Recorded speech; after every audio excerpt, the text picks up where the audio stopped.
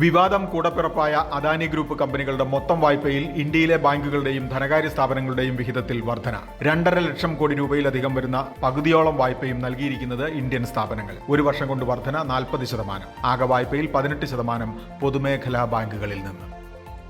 രേഖ ജുൻജുൻവാലയുടെ ഓഹരി വിൽപ്പന വിവാദത്തിൽ. ഓൺലൈൻ മണി ഗെയിമുകൾ നിരോധിക്കുന്ന നിയമനിർമ്മാണത്തിന് തൊട്ടുമുമ്പ് നസാര ടെക്നോളജീസിലെ മുഴുവൻ ഓഹരികളും 334 കോടി രൂപയ്ക്ക് വിറ്റ് പണമാക്കി. കേന്ദ്ര സർക്കാർ ബിൽ കൊണ്ടുവരുന്നത് പ്രമുഖ ഓഹരി നിക്ഷേപക മുൻകൂട്ടി അറിഞ്ഞുവെന്നാണ് വിമർശനം.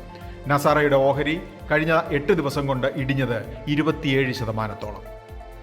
ട്രംപിന്റെ പിഴച്ചുങ്കം ബുധനാഴ്ച പ്രാബല്യത്തിൽ വരാനിരിക്കെ കയറ്റുമതിക്കാർ നേരിടുന്ന പ്രയാസങ്ങൾ അവലോകനം ചെയ്യാൻ നാളെ ഉന്നതതല യോഗം വിളിച്ച് പ്രധാനമന്ത്രിയുടെ ഓഫീസ്. മറ്റന്നാൾ മുതൽ 50% അമേരിക്കയിലേക്കുള്ള ഇറക്കുമതി ചുങ്കം. പൊതുമേഖലാ എണ്ണ കമ്പനികൾ ജൂൺ വരെയുള്ള 3 മാസം കൊണ്ട് ഉണ്ടാക്കിയ ലാഭം 16,184 കോടി രൂപ. ക്രൂഡ് വില ഇടിഞ്ഞതാണ് നേട്ടമായത്. 1 ലിറ്റർ പെട്രോളിൽ നിന്ന് ഉണ്ടാക്കുന്ന ലാഭം 10 രൂപ 30 പൈസ. അതിൽ നയാ പൈസയെങ്കിലും ഉപയോക്താക്കൾക്ക് കിട്ടിയോ? പൊന്നുരുക്കുന്നിടത്ത് പൂച്ചയ്ക്ക് കാര്യമില്ല.